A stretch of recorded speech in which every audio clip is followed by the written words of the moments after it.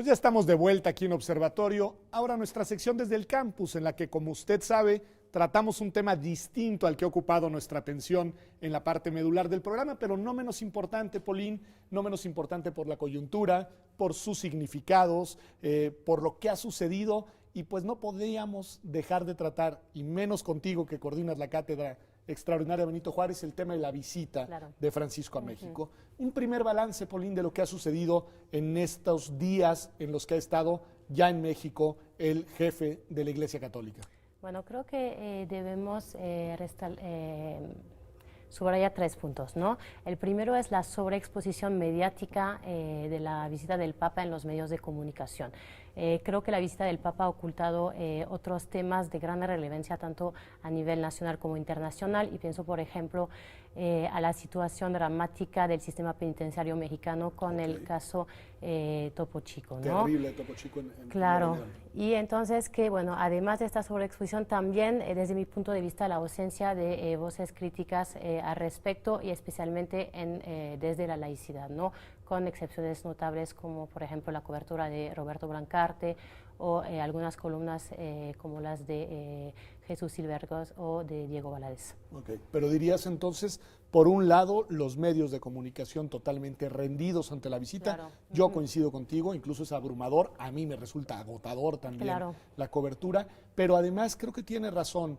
En la mayoría de los espacios un tono festivo, obsequioso, y esto, la mirada laica desdibujada, ¿no? Exactamente, y también eso lo vemos desde la actuación de los dirigentes políticos, ¿no?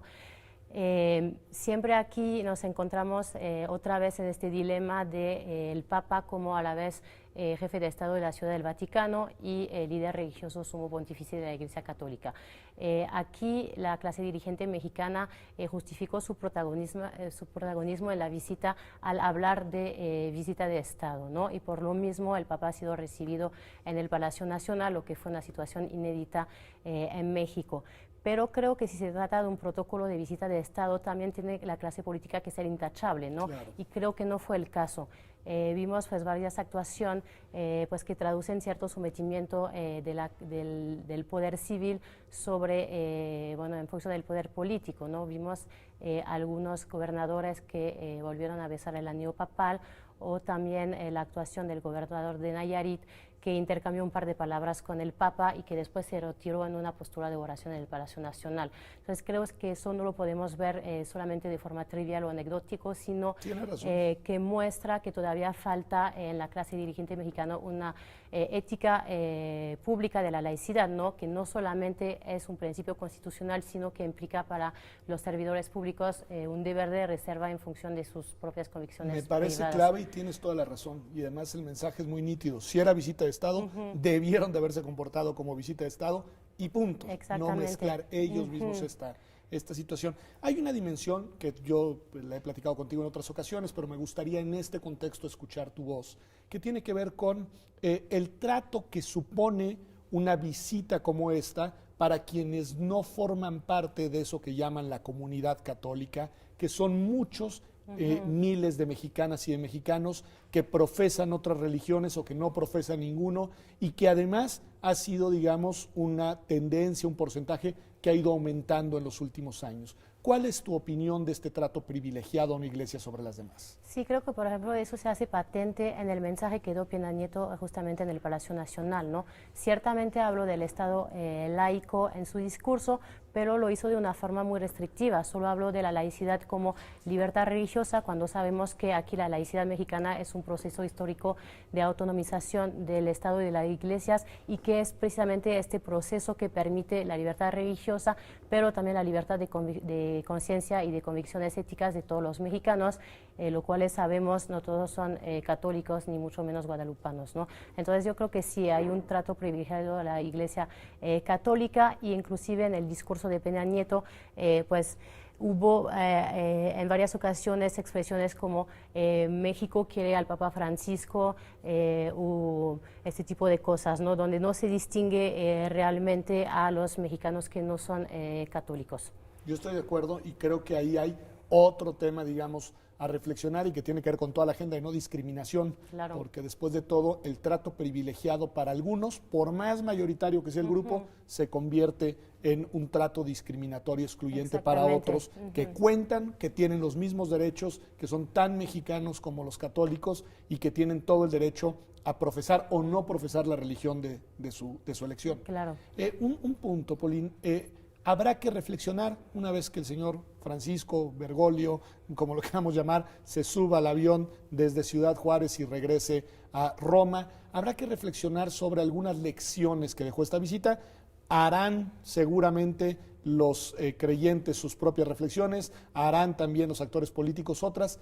¿Cuáles son las reflexiones o los temas sobre los cuales deberíamos de reflexionar desde la laicidad? Sí. Creo que eso es el tercer punto muy importante, ¿no? El mensaje que vino a traer el Papa Francisco a México, un mensaje en algunas ocasiones bastante duro, aunque siempre políticamente correcto, es decir, nunca ha denunciado algunos casos en especial, ¿no? Sino que ha hablado en términos generales. Para quienes tomamos la situación de los derechos humanos en México de forma seria, creo que desde el punto de vista del pragmatismo político, pues nos podemos felicitar pues, de cualquier actor, de cualquier iniciativa que tenga un impacto sobre la situación de los derechos humanos en México, ¿no? Pero por el otro lado, creo que también eso plantea algún dilema de integridad, de honestidad intelectual, ¿no? Porque para nosotros laicos, creo que no podemos tomar solamente la parte del discurso de Francisco que nos conviene, ¿no? Y pienso en especial a los derechos sexuales y reproductivos. Desde esta mirada, pues lo mejor que podemos esperar de la Iglesia Católica es una mirada comprensiva, compasiva hacia las mujeres que se encuentran en situaciones muy difíciles, ¿no? Pero lo que queremos nosotros es empoderar a las mujeres, ¿no? Y desde este punto de vista, el discurso de la Iglesia Católica todavía se enmarca en un esquema jerárquico de pecado y perdón, donde se infantiliza a las mujeres, pues diciéndole todavía lo que es bueno y lo que es malo, ¿no? Me gusta mucho porque lo que nos dices es, no se vale expulgar el discurso y quedarnos solo con lo que nos gusta. Ajá.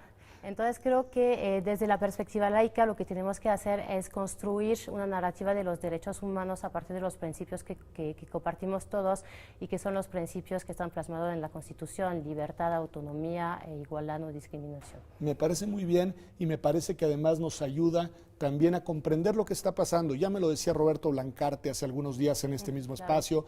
Aquí todo el mundo va a escuchar lo que quiere escuchar, va a tomar lo que quiere tomar y lo va a utilizar como lo pueda utilizar. Sí. Yo creo que desde la laicidad tienes razón, hay que poner, digamos, los énfasis en los temas, hay que reivindicar cuáles son aquellos ámbitos en los que hay que dar la batalla contra los dogmas religiosos. El de los derechos sexuales y reproductivos me parece fundamental, pero también hay que reconocer que muchas de las cosas que se han dicho en estos días y que ha dicho el señor Francisco, pues son cosas que en efecto tienen que ver con problemas de la realidad mexicana. Así que, Polín, muchísimas gracias por haber estado de nuevo en tu espacio aquí en Observatorio. Gracias. Espero que nos veamos muy pronto para hacer un balance una vez que esta visita termine y obviamente de manera permanente aquí en este programa de TV UNAM. Gracias a usted por habernos acompañado en esta edición de Observatorio.